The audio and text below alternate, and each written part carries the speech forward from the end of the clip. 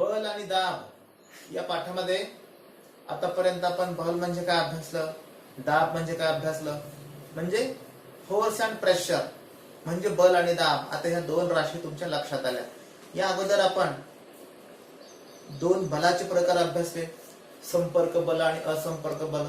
दैनंदिन जीवनामध्ये बलाचा वापर आपल्याला क्षणोक्षणी कसा होतो याचा पण आपण आढावा घेतला. आणि दोन वस्तूमध्ये प्रत्यक्ष संपर्क झाल्यानंतर जी बल प्रयुक्त होतात त्या बलाला संपर्क बल म्हणतात. तर संपर्काखेरीज देखील जर बल प्रयुक्त होत असेल तर ते झालं असंपर्क बल, म्हणजे contact and non contact force.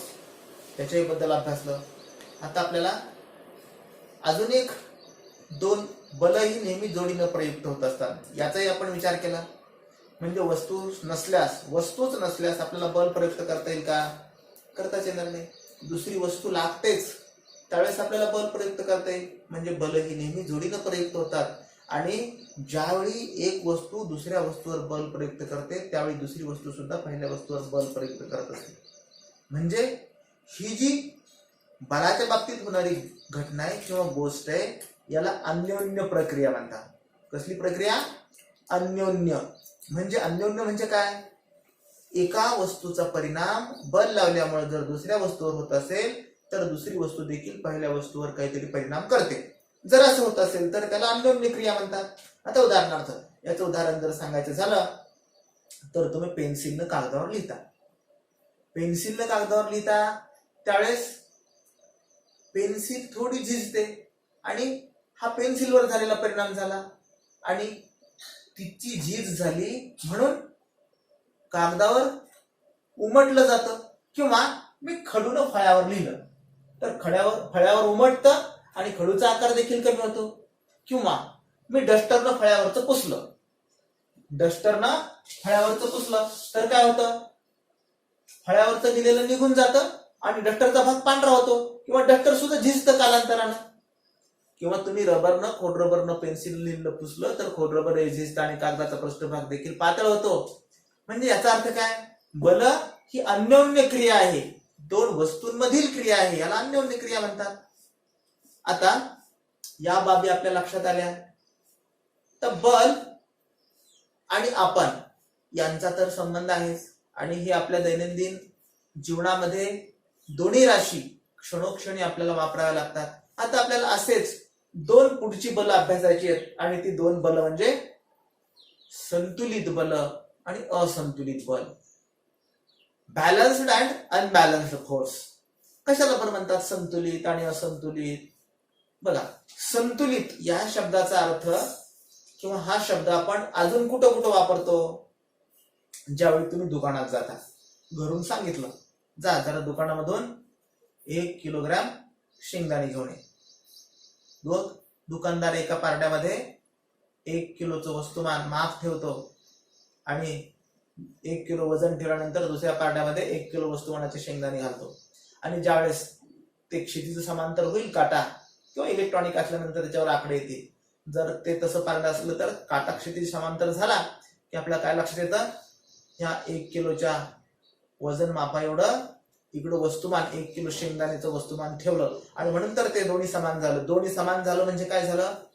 संतुलन झालं. ज्यावेळी दोन्ही बल समान असतात आणि त्याचा परिणाम शून्य होत असतो. त्याचा परिणाम होतो का? त्याचा परिणाम होत नाही त्या काट्यावर. तो इकडे सरकत नाही तिकडेही सरकत नाही. त्यावेळी अशा बलाला संतुलित बल म्हणतात. आणि मग असंतुलन कधी असतं?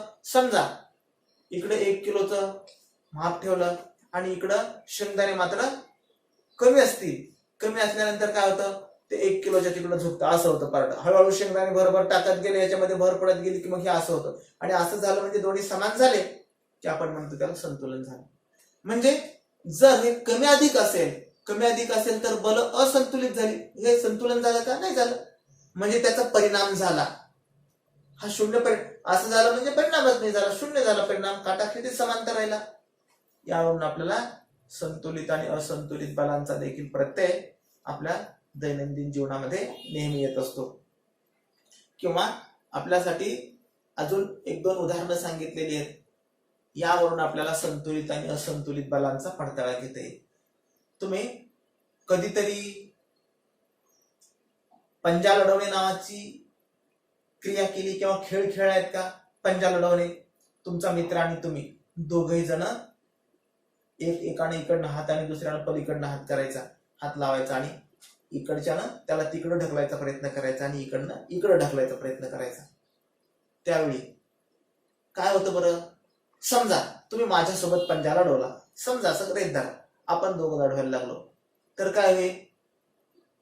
तर तुम्ही माझ्यापेक्षा लहान आहे, माझ्या हातावर तुम्हाला बल प्रयुक्त करताना दाब देणं, अधिक दाब देणं शक्य होणार नाही आणि मग मी आकारानं, वयानं, वजनानं सगळ्याच बाबतीत क्षमतेनं जास्त असल्यामुळं मी तुमच्या हाताला तिकडं पाडेल, हे की नाही? असं होईल. आणि तेच तुमच्या वडिलांसोबत जर माझा पंजा लढवला तर तुमचे वडील मला चीत करतील, बरोबर आहे की नाही? म्हणजे याचा अर्थ काय? ज्यावेळी आणि माझ्याच बरोबरीचा जर असेल तर मग पंजा लढवला इथं हार आणि जीत होईल का? काहीच होणार नाही. हे सगळं समान राहील. म्हणजे इथं बलाचं संतुलन होईल. ज्यावेळेस बल असंतुलित असतात त्याचा परिणाम काय होतो? हे असं होतं किंवा असं होतं. म्हणजे वस्तू स्थिर राहते का? असंतुलित बलामुळं वस्तू स्थिर राहत नाही. मग ती हलते तरी किंवा ती गतिमान तरी होते. परंतु ज्यावेळी बल संतुलित असतात त्यावेळेस वस्तू एका जागी स्थिर राहते. म्हणजे त्याचा परिणाम काय झाला? संतुलित बलाचा परिणाम शून्य परिणाम झाला. एका जागी स्थिर आहे म्हणजे ती गतिमान झाली का? ती गतिमान झाली नाही. आणि ती गतिमान झाली नाही म्हणजे तिचा परिणाम काय झाला? शून्य परिणाम झाला. म्हणून दोन समान ताकदीचे जर पैलवान असतील, त्यांची कुस्ती लावली तर समान ताकदीच्या पैलवानांना कुस्ती करताना कोणाची हारही होत नाही. आणि विशेषतः त्याला जर टाइम पिरियड असला, ठरवून दिलेला वेळ ठरवलेला असला, 4 मिनिटाची 3 मिनिटाची कुस्ती आहे, 3 मिनिटांमध्ये कोणीच हारत नाही आणि कोणी जिंकत नाही. म्हणजे त्याचा अर्थ काय झाला? दोघांच्या ताकदीचं संतुलन झालं. आणि जर कमी अधिक ताकदीचे पैलवान असतील तर लगेच 1 मिनिटामध्ये त्याला तो चीत करतो आणि पटकन त्याची पाठ लढवतो आणि कुस्ती जिंकतो. म्हणजे तिथं काय झालं? असंतुलन झालं. किंवा अजून आपल्याला दुसरा एक खेळ, आपण 26 जानेवारीच्या दरम्यान एक खेळ घेतो, टग ऑफ वॉर नावाचा, रस्सी खेच, येतो की नाही? एकीकडनं 8वीच्या वर्गाची मुलं आणि दुसरीकडनं 9वीच्या वर्गाची मुलं, दोघांमध्ये स्पर्धा असते. मग 8वीच्या वर्गाचे किती? समजा 8वीच्या वर्गातले 10 मुलं आणि 9वीच्या वर्गातली 10 मुलं दोरीला धरायचं, मध्ये खून केली असते, मार्क तिथं मार्क केला असतो आणि दोरी ओढली जाते. तुम्हाला सांगितलं जातं ठरव 1 2 3 स्टार्ट म्हणल्यानंतर ओढायचं. आणि ज्यावेळेस दोघेही समान तुल्यबळ गट ही दोरी ओढतात त्यावेळेस दोरी पलीकडे जात नाही आणि दोरी इकडे जात नाही. म्हणजे दोरी मध्यावर स्थिर राहते. याचा अर्थ तिथं कोणीच कोणाला ओढत नाही असं होतं का? दोरी मध्यावर स्थिर राहते याचा अर्थ कोणी कोणाला ओढतच नाही का? म्हणून ती स्थिर आहे का? नाही, दोघही ओढतायत. तो 9वीच्या वर्गाचा विद्यार्थ्यांचा गट सुद्धा त्या दोरीला तिकडे ओढतोय आणि 8वीच्या वर्गाचा विद्यार्थ्यांचा गट देखील दोरीला तिकडे ओढतोय. परंतु त्याचा परिणाम काय झाला? शून्य परिणाम. म्हणजे ती बल संतुलित झाली. यावरून आपल्या लक्षात काय येतं? संतुलित बलांचा परिणाम शून्य होत असतो. आणि पण जर असं झालं तर समजा 8वीच्या वर्गातली मुलं आहेत, परंतु 8वीच्या वर्गातली मुलं जरा धष्टपुष्ट आहेत, जरा खात्यापित्या घरची आहेत, तंदुरुस्त आहेत, आणि 9वीची मात्र जरा किडकिडी आहेत, अशक्त आहेत. जी धष्टपुष्ट होती ती गैरहजर आहेत आज, किंवा आजारी पडलेली आहेत, दुर्बल आहेत 9वीची. तुम्ही 8वीला आहेत ना, म्हणून तुम्ही सशक्त, म्हणून तुम्ही तुल्यबळ, त्यांच्यापेक्षा अधिक क्षमतेच्या. आणि मग काय होईल? तुम्ही त्यांना ओढणार इकडं आणि ते हरणार आणि तुम्ही 8वीचे म्हणून जिंकणार. मी 9वीच्या वर्गात गेले की 9वीचे जिंकणार, तुम्ही 8वीचे म्हणून तुम्ही जिंकणार. आणि काय होईल मग? त्या ठिकाणी बलाचं संतुलन झालं का? बलाचं संतुलन नाही झालं. म्हणजे तुम्ही जास्त बल लावलं म्हणून त्यांना तुमच्याकडे ओढून घेतलं, खेचलं, आणि परिणाम काय झाला? असंतुलन झालं. असंतुलन झालं म्हणजे काय झालं? दोरी तुमच्याकडे आली, ती सगळीच मुलं देखील तुम्ही त्यांना इकडे ओढलं. म्हणजे परिणाम झाला या ठिकाणी, आणि परिणाम झाला म्हणून ती दोरी गतिमान झाली. यावरून आपल्या काय लक्षात येतं? ज्यावेळी बल असंतुलित असतं, असंतुलित बलाचा परिणाम म्हणून वस्तूचा आकार बदलतो किंवा वस्तू गतिमान सुद्धा होते किंवा असंतुलित बलाचा परिणाम म्हणून वस्तू एका जागेवरून दुसऱ्या जागेवर जाते हे आपल्या लक्षात येतं. परंतु संतुलित असल्यानंतर मात्र काय होतं, बलाचा परिणाम शून्य होतो. तुमच्या पुस्तकामध्ये तुम्हाला कृती करून पहा म्हणून सांगितलेली आहे आणि ती कृती काय सांगितली आहे, एका टेबलावर एक खोकं घेतलेलं आहे आणि त्या खोक्याला सुतळी बांधा दोन्ही बाजूंनी आणि दोन्ही बाजूंनी पारडे बांधा तराजूची आणि पारड्यामध्ये समान वस्तुमान टाका. आता आपल्याकडे तराजू पारडं समान वस्तुमान वगैरे असण्याची शक्यता नाही, पण हे कशासाठी सांगितलं हे लक्षात घ्या. त्या ठिकाणी बलाचं संतुलन कसं होतं हे सांगितलंय. आपल्याला याच्याऐवजी दुसरा कुठला एखादा प्रयोग करता येईल का? तुमच्या घरामध्ये स्टूल असेल, टेबल असेल, डबा असेल, पिठाचा डबा, त्या पिठाच्या डब्यावर दोन्ही बाजूला दोन सारख्या आकाराचे नट घ्या किंवा बोल्ट घ्या आणि दोरीनं बांधा किंवा दोऱ्याला बांधा आणि दोन्ही बाजून असं सोडून द्या. बघा इकडे सरकतात का तिकडे सरकतात का, आणि लहान मोठ्या आकाराचे बांधा. लहान मोठ्या आकाराचे बांधल्यानंतर ते सरकतील. यावरून तुम्हाला संतुलित आणि असंतुलित बलांचा परिणाम वस्तूवर काय होतो हे लक्षात येईल. म्हणजे या सगळ्या आतापर्यंत सांगितलेल्या वेगवेगळ्या उदाहरणावरून आपल्या एक बाब लक्षात आली की संतुलित बलाचा परिणाम वस्तूवर शून्य होतो. म्हणजे संतुलित बल जर असतील तर ती वस्तू एका जागी स्थिर राहते, तिच्या आकारामध्ये बदल होत नाही. आणि जर बल असंतुलित असतील तर मात्र बलाचा परिणाम होत असतो. या सगळ्या आतापर्यंत घेतलेल्या आपल्याला बाबीवरून किंवा आढाव्यावरून आपल्या एक बाब लक्षात आली की ज्यावेळी आपण एखाद्या वस्तूवर एकाच दिशेने अनेक बल लावतो, एखाद्या वस्तूवर आपण एकाच दिशेने अनेक बल जर लावली तर त्याच्या बेरजे एवढं बल प्रयुक्त होतं वस्तूवर. म्हणजे काय, बेरजे एवढं बल प्रयुक्त होतं म्हणजे कसं, समजा एक मोटार आहे, मोटार गाडी आहे आणि त्या मोटार गाडीला सगळ्यांनी मिळून ढकललं. एकाने ढकलल्यावर काय होईल, एकाने ढकलल्यावरती जागची हलण्याची शक्यता नाही. परंतु 10 जणांनी मिळून जर ढकललं तर मात्र त्याच्यावर किती बल लागेल. तुम्ही सगळ्यांच्या एकेकाचं बल जर आपण विचारात घेतलं, एकेकाचा आपण विचार करू, 20-20 न्यूटन बल आहे, मला 1 न्यूटन असतं. 10 जणांनी 20-10 200 न्यूटनचं बल त्या वस्तूवर जर लावलं तर वस्तू सहजच ढकलली जाईल. साधी गोष्ट आहे ना. आपण शेतामध्ये 4 बैली नांगर, आता बैलांचा नांगर राहिला नाही तरी पण तुम्ही विचारा, 4 बैलांचा नांगर ओढण्यासाठी जर 2 बैल लावली तर 2 बैलांना त्रास होतो. परंतु 4 बैल नांगरांना 6 बैल जर जुंपले आपण आणि 6 बैल नांगरांनी जर नांगर ओढला तर मात्र नांगर सहज ओढला जातो आणि बैलांना त्रास कमी होतो. म्हणजे काय झालं, बैलांनी नांगरावर लावलेल्या बलाचा परिणाम या सगळ्या बैलांनी लावलेल्या बलाच्या बेरजे इतका असतो. हे आपल्याला यावरून लक्षात येईल. म्हणजे एकाच दिशेने जर बल प्रयुक्त केली तर त्या बलाचा परिणाम हा एकूण वस्तूवर होणारा बेरजे इतका असतो. हे महत्वाचं लक्षात ठेवायचं. त्यानंतर दुसरी गोष्ट, जर 2 बल आपण एकाच वस्तूवर लावली आणि 2 बल एकाच वस्तूवर लावली परंतु परस्पर विरुद्ध दिशेने लावली, मग सांगितलेलं उदाहरण तुम्हाला ते टग ऑफ वॉरचं, रस्सी खेच किंवा पंजा लढवणे.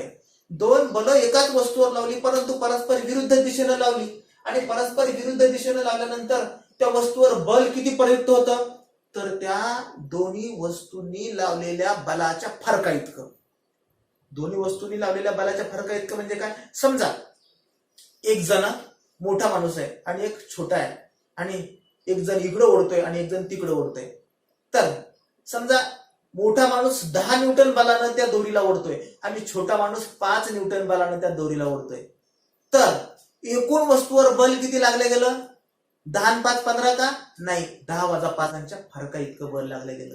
आणि म्हणून दोरी कोणीच न ओढता 10 न्यूटन बल बलानं ढकलल्यानंतर दोरी जितकी दूर जाईल तितकी दोरी जाईल का दूर, हा इकडे जाईल 5 न्यूटन वाल्याकडे, पण किती जाईल, तो 5 न्यूटन बलाचा परिणाम देखील त्या वस्तूवर असेलच. शून्य होईल का परिणाम. म्हणून त्या वस्तूवर एकूण लावलेलं बल किती असेल, दोन्ही बलांच्या फरका इतकं.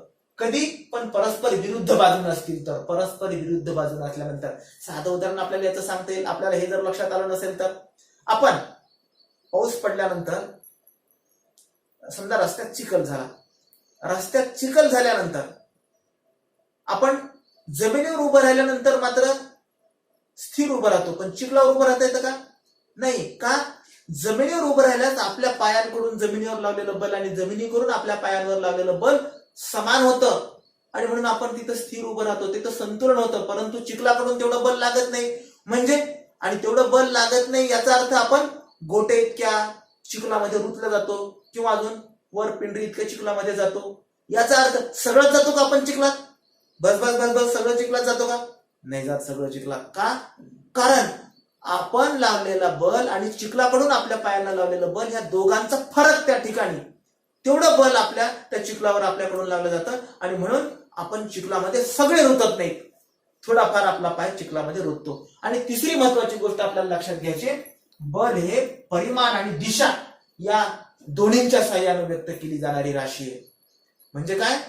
ही सदिश राशी आहे.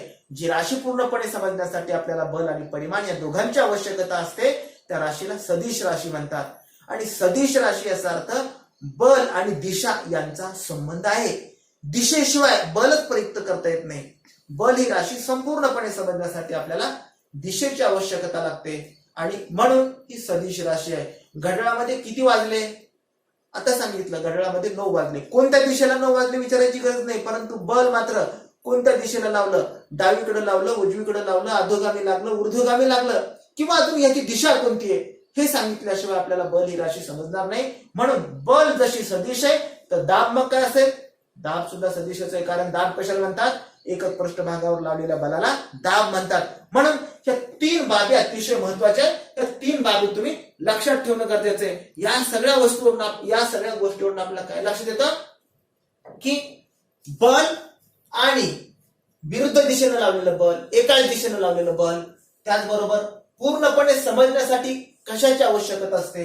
या परिमाण आणि दिशेची आवश्यकता असते. या बाबी आपल्याला या ठिकाणी लक्षात आल्या असतील. आपण या ठिकाणी थांबूया.